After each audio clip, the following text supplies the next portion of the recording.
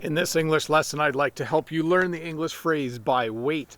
When you buy something, you can either buy it by weight, you pay a certain amount per pound or per kilogram, or I think the opposite is by volume. When I buy gas, I pay per liter. But when something is sold by weight, you pay for a certain number of pounds or kilograms or whatever other measure of weight they are using. When we sell bouquets, we sell by quantity. You buy 12 flowers in a bouquet, so you're buying, I guess, by volume, but I would say by quantity. When I buy gas, it's by volume. And when I buy things like bulk food at the grocery store, where you scoop it yourself and put it in a bag, often you pay by weight. We actually have a store called Bulk Barn in Canada, where you can buy everything by weight. Candies, chocolate. I like buying chocolate by weight, although the scoop I make usually ends up costing more than I'm expecting. The other phrase I wanted to teach you today is the phrase dead weight. This refers to anyone who isn't doing their job. We also would say they're not pulling their weight. If you watch a sports game, if you watch a football game, and one person isn't running very fast and they don't play very good defense and they never score a goal, you might say that they're dead weight. You would describe that person as being dead weight. Not a very nice way to be described, but if you're dead weight, it means you're not really doing anything. So to review, when you buy something by weight, you're paying by the pound or by the kilogram, depending on how you measure things in your country. And when someone is dead weight, it means that they're not contributing the way they should to a team or at work or someone else. But hey, let's look at a comment from a previous video. This comment is from Axmed. Hello, teacher Bob the Canadian. Is this phrase correct? I met the president or I met with the president?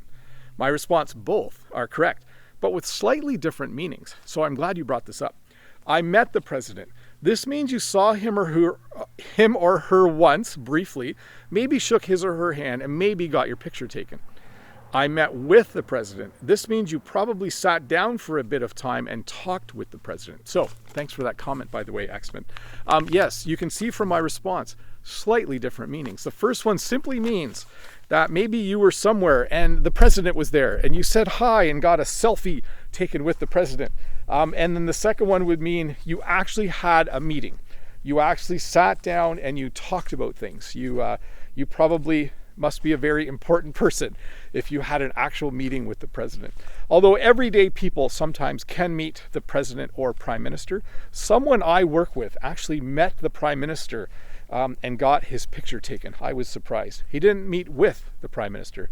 He met the prime minister at like a meet and greet in a park. I think that's where it was. So I was a little bit jealous.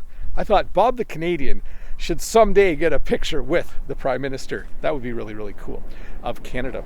By the way, did you know that's one of my dreams, which will probably never happen? I would love it if the Canadian Tourism Board hired me as an ambassador for Canada, promoting this beautiful country. I thought, wouldn't it be cool if when I retire from teaching, if the Canadian government sent me all over Canada making English lessons to show off this beautiful, beautiful country that I live in. I don't think that'll ever happen, but it's worth dreaming about, isn't it? Maybe I should meet with the Prime Minister someday to talk about it. Maybe I should see if I can schedule a meeting and convince him to give me that job. Bob the Canadian, tourist ambassador for the country of Canada. That would be a lot of fun.